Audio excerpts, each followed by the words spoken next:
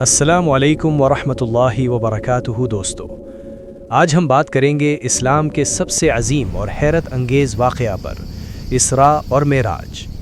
یہ صرف سفر نہیں تھا، یہ اللہ کی قدرت، نبی صلی اللہ علیہ وسلم کے مقام اور نماز کی فرضیت کا زندہ ثبوت تھا۔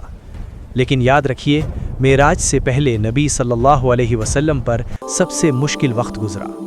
یہ وہ سال تھا جسے عام الحزن یعنی غم کا سال کہا جاتا ہے۔ اس سال نبی صلی اللہ علیہ وسلم کی پیاری بیوی حضرت خدیجہ کا انتقال ہو گیا۔ آپ صلی اللہ علیہ وسلم کے چچا ابو طالب بھی دنیا سے چلے گئے۔ حضرت خدیجہ پہلی ایمان والی نبی صلی اللہ علیہ وسلم کا سب سے بڑا سہارا۔ ان کے بعد نبی صلی اللہ علیہ وسلم بالکل تنہا ہو گئے۔ اسراء اور معراج سے پہلے حضرت جبریل علیہ السلام آئے، نبی صلی اللہ علیہ وسلم کا سینہ مبارک چیرا، دل نکالا، زمزم سے دھوریا، ایمان اور حکمت سے بھرا، تاکہ نبی صلی اللہ علیہ وسلم اس عظیم سفر کے لیے تیار ہو جائیں۔ پھر اللہ نے نبی صلی اللہ علیہ وسلم کے لیے ایک خاص سواری بھیجی، جس کا نام تھا براق۔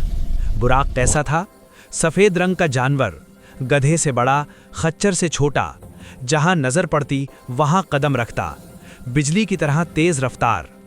حضرت جبریل نے براق سے فرمایا، خبردار، تم پر محمد صلی اللہ علیہ وسلم سے زیادہ عزت والا کوئی نہیں بیٹھا۔ یہ سن کر براق شانت ہو گیا۔ نبی صلی اللہ علیہ وسلم براق پر سوار ہوئے، مسجد حرم سے مسجد اقصی یعنی جروسلم پہنچے۔ یہ سفر صرف ایک رات میں ہوا۔ مسجد اقصی میں تمام انبیاء جمع ہوئے، نبی صلی اللہ علیہ وسلم نے امامت کروائی۔ معراج کا سفر شروع۔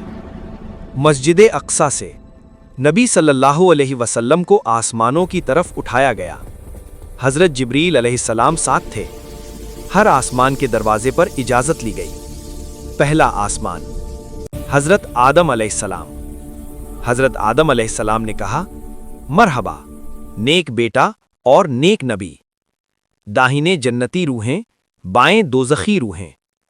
دوسرا آسمان، عیسیٰ اور یحییٰ علیہ السلام۔ تیسرا آسمان، یوسف علیہ السلام۔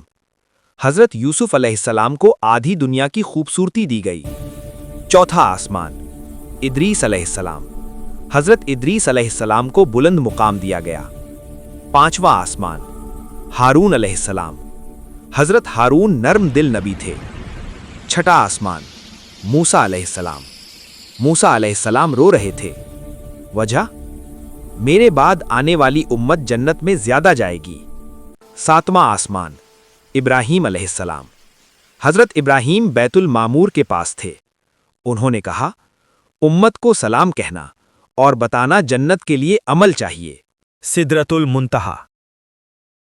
حضرت جبریل علیہ السلام رک گئے۔ نبی صلی اللہ علیہ وسلم اکیلے آگے گئے۔ یہیں اللہ سے بلا واسطہ ملاقات ہوئی۔ نماز فرض ہوئی۔ نماز اور واپسی۔ پہلے 50 نماز فرض ہوئیں۔